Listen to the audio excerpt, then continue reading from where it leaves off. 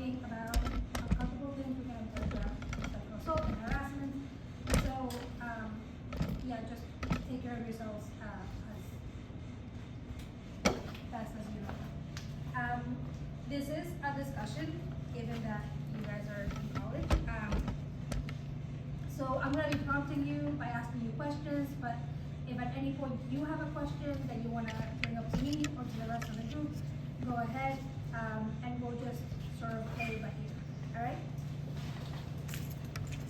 So, I'm pretty sure that most of you have seen this, hopefully. So as I said, we're the Crime Victim Center. We're a nonprofit in your community. We specialize in 4 categories of service. We have our victim support services, which run our hate crime, domestic violence, and rape crisis hotlines that you have access to. You can call at any time, somebody will answer and talk to you. We have prevention education, which is my job. I teach across colleges and high schools. And then we have Megan's Law and Policy, which are just ways for the Crime Victim Center to make your community safe. Again, hopefully you've all seen this. Gender is not a binary, it's a spectrum. So if at any point, because I know that there are some examples in this presentation, if at any point I refer to victims as female and perpetrators as male, it's only because 1, it's the example that I'm giving, and 2, it is what is most widely reported, but it's not obviously representation of everything that's happened, right? So sexual violence can happen to anyone, anytime, anywhere. Does anybody know how often sexual violence happens in the US? No? Not even like a guess, rather. I think I've heard this statistic before, but I can't. Not much. So it's every 68 seconds. Oh, wow. Somebody gets sexually assaulted. Again, sexual assault and harassment are some of the most underreported crimes that we have. So any statistics that I give you take them with a grain of salt, because there's like a 93% of cases that are not even reported, right? So all the numbers are big. So 1 in 4 women and 1 in 9 men have been addicted to sexual assault, harassment, or sexual aggression while in college. So the statistics of assault and harassment actually go way up in college, right? So 5 women for every 4. So what this is basically saying is that when you're outside of college, you're way more likely, like by a large margin as a woman, to get robbed. And then when you're in college, there's a 50% chance that you might be sexually assaulted, right? The statistics go way up. The same goes for men. So ages 18 to 24. So you're 5 times more likely as a man in college to get assaulted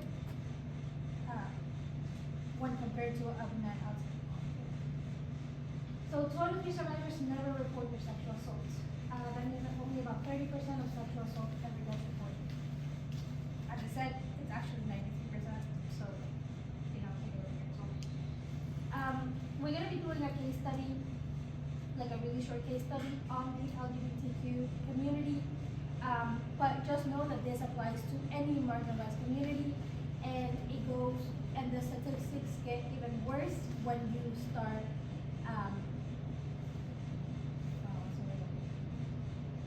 when there's intersectionality in your identity, right? You guys all know what intersectionality is. So, 85% of victim advocates surveyed by the ACABP reported having worked with LGBTQ survivors who have been denied services because of their sexual orientation. For LGBTQ survivors of sexual assault, their identities and the discrimination they face surrounding those identities often make them hesitant to seek help for police, hospitals, shelters, etc. Survivors that identify as transgender people of color, so there's your intersectionality, were 1.8 times more likely to experience sexual violence, 3.4 times 3.1 times more likely to experience any police violence and 1.9 times more likely to require medical attention. Why do you guys think that is that marginalized communities face not only a lot more harm, but also have such hard time getting the help they need?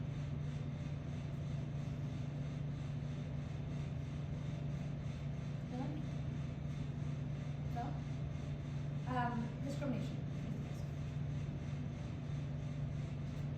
So most rapes are committed by an acquaintance and not a stranger.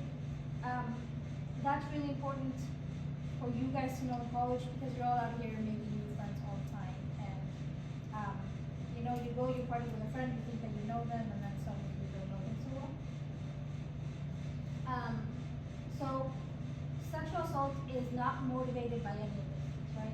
The need for sexual gratification, overactive hormones, double alcohol use, or the way that a person is dressed. Do you guys know what actually motivates sexual assault? Like two things. Any guesses?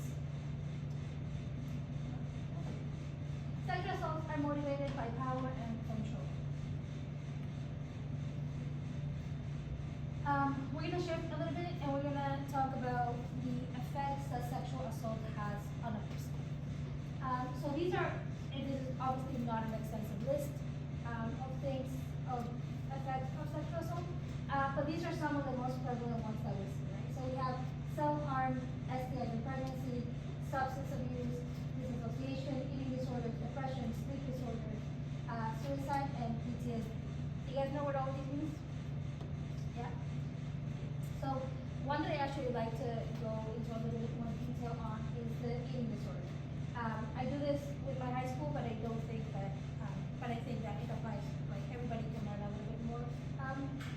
Is the reason that eating disorders is such a prevalent effect of sexual assault is because when we feel like we lost control of everything else in our lives, we look for the things that we can control. And what we eat is a very easy thing to control ourselves.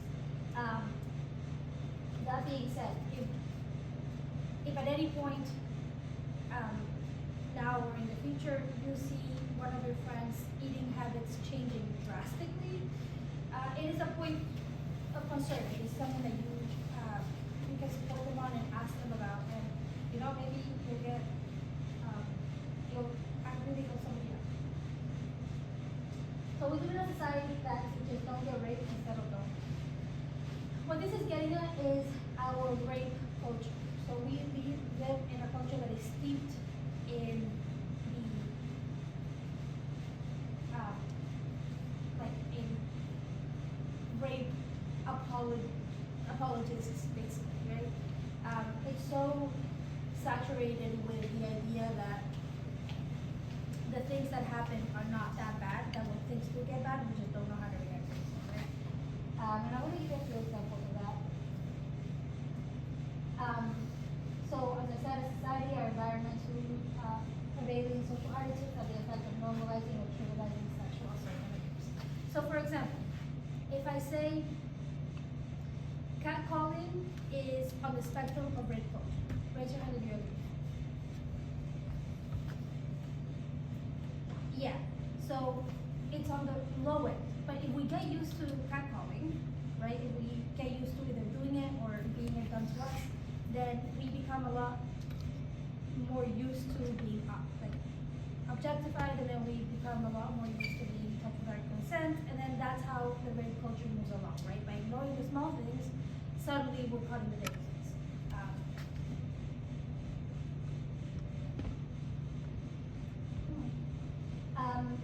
So how do we prevent it, right? How will we prevent, or how do I get to educate you guys on how to prevent rape culture is by teaching you guys affirmative consent, right? Have you all heard of affirmative consent? Yeah. So affirmative consent is a knowing and voluntary and mutual decision among all participants to engage in sexual activity. Obviously today we're going to be talking about sexual activity, but affirmative consent applies to every aspect of your life, right? Like if you're doing something with somebody else, you should both be into it. It shouldn't just be one person. So the thing that I find very common when I'm talking to college students is this like notion of, but if we're in the moment, you know, like I'm just going to assume that they're into it. Like I'm not going to be stopping and asking every 5 seconds, like is this okay, is this okay, is this okay, because that kills the mood.